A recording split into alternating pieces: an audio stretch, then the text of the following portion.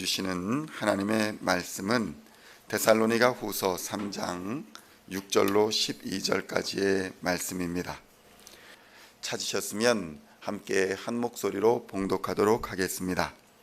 형제들아, 우리 주 예수 그리스도의 이름으로 너희를 명하노니 게으르게 행하고 우리에게서 받은 전통대로 행하지 아니하는 모든 형제에게서 떠나라. 어떻게 우리를 본받아야 할지를 너희가 스스로 아나니 우리가 너희 가운데서 무질서하게 행하지 아니하며 누구에게서든지 음식을 값없이 먹지 않고 오직 수고하고 애써 주야로 일함은 너희 아무에게도 폐를 끼치지 아니하려 함이니 우리에게 권리가 없는 것이 아니요 오직 스스로 너희에게 본을 보여 우리를 본받게 하려 함이니라.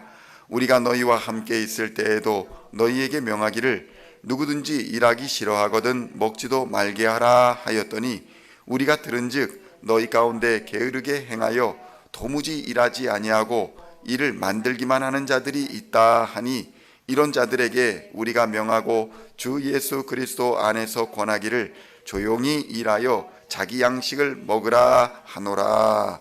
아멘. 할렐루야. 오늘은 데살로니가 후서의 7번째 시간으로 데살로니가 후서 3장 6절로 12절의 말씀을 본문으로 일을 만들기만 하는 자들이라는 제목으로 하나님의 말씀을 함께 나누고자 합니다. 성도 여러분, 일을 정확히 알지 못하고 하는 사람들은 종종 일을 만드는 경우가 많습니다.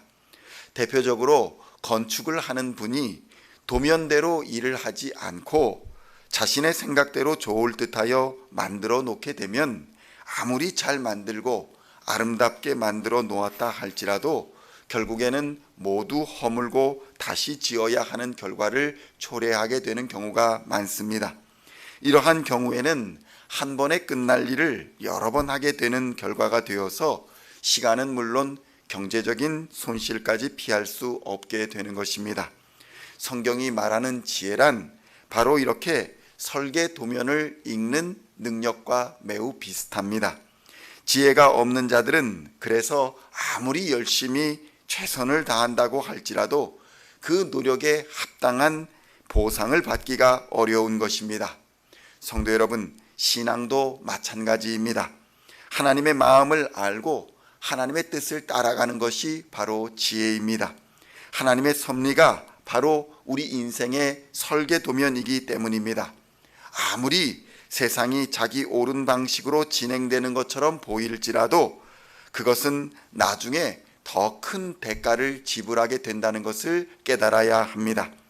바울은 데살로니가 교회의 성도들 중 일부가 이렇게 지혜가 없이 자신이 믿는 것을 자신만 믿을 뿐 아니라 데살로니가 교회의 성도들 다른 사람들에게 그렇게 믿어라, 이렇게 믿어라 하면서 설득하고 다녔다는 것을 보여줍니다. 여기에서 일을 만들기만 하는 자들이라고 번역된 단어는 사실 참견하는 자들이라고 이라는 뜻을 가지고 있습니다. 그래서 이것을 다시 그 상황에 맞추어서 번역해 보면 열심히 하나님의 말씀을 따라 거룩하고 성실하게 살아가려고 하는 사람들에게 예수님의 재림이 임박했으니 이제 일하지 말고 당신이 가지고 있는 재산을 다 팔아서 예수님의 재림을 준비하라 라고 하면서 이리저리 참견하고 다니는 사람들이 있었다라는 말씀인 것입니다. 그리고 바울은 이러한 사람들을 일만 만드는 사람들이다 이렇게 표현했던 것입니다. 그들은 본질적으로 게으른 사람들이었습니다. 재림의 날을 준비하는 사람들이다 라고 한다면 당연히 하나님과 사람들 앞에서 다시 오실 우리 주님 앞에서 부끄럽지 않도록 더욱 시간을 아끼며 살아가야 하는 것인데 그들은 재림을 핑계로 도무지 일하지 않았고 오히려 다른 사람들의 신앙과 믿음을 방해하고 다녔던 것입니다.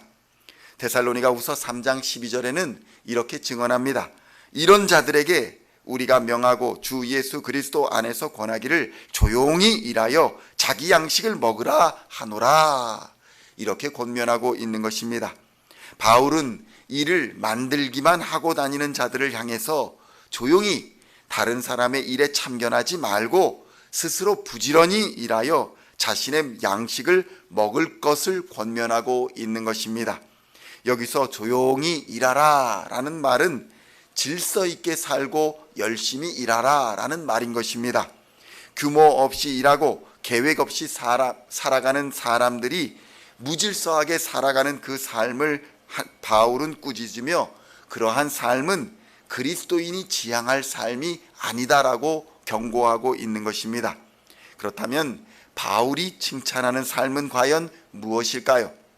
종말이 다가올수록, 그리스도의 재림이 다가올수록 우리 그리스도인들은 어떠한 삶을 살아야 하나님 앞에 칭찬을 받는 삶을 살아갈 수 있는 것일까요? 갈라디아서 5장 19절로 23절에서는 이러한 삶을 우리에게 말씀하여 주고 있습니다. 육체의 일은 분명하니 곧 음행과 더러운 것과 호색과 우상숭배와 주술과 원수 맺는 것과 분쟁과 시기와 분냄과 당짓는 것과 분열함과 이단과 투기와 술취함과 방탕함과 또 그와 같은 것들이라.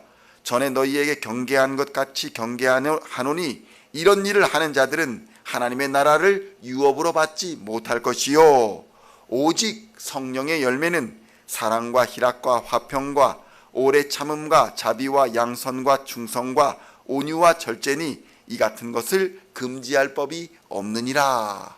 아멘. 성도 여러분, 이렇게 바울은 분명하게 육체의 일이 무엇이며 성령의 열매는 무엇인지를 밝혀 놓았습니다. 바울은 우리에게 권면합니다. 육체의 일을 생각하는 사람들은 하나님의 나라를 유업으로 받지 못할 것이다. 과연 우리에게 육체의 일이 무엇인가를 분명하게 말씀하여 주고 있는 것입니다. 성도 여러분, 시대가 아무리 흘러도 육체의 일이 갑자기 성령의 일이 되는 일은 일어나지 않습니다.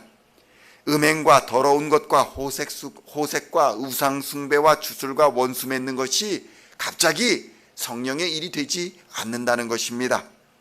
데살로니가후서 3장 6절에서는 이렇게 권면합니다.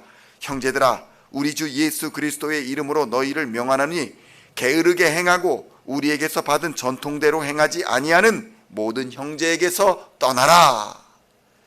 성도 여러분, 그러므로 우리는 오늘날 바울이 우리에게 경고하고 있는 메시지에 귀를 기울여야 합니다.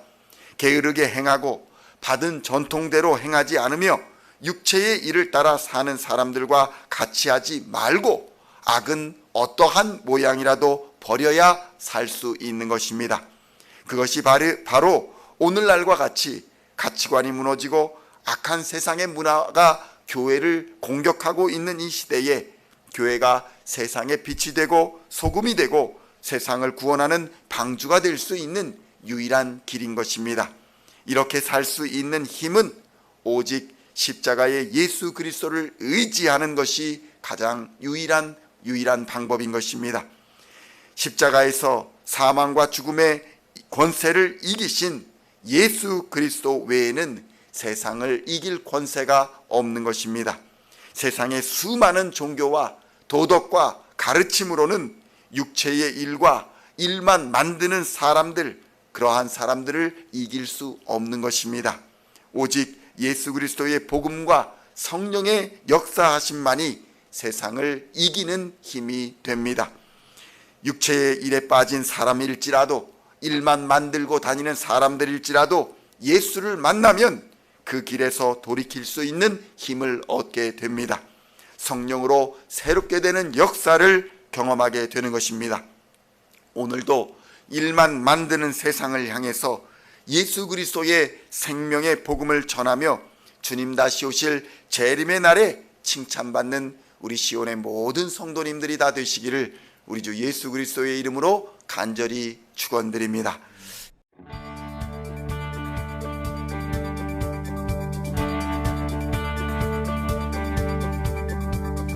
Singing songs of our praise, we are coming to you, dancing before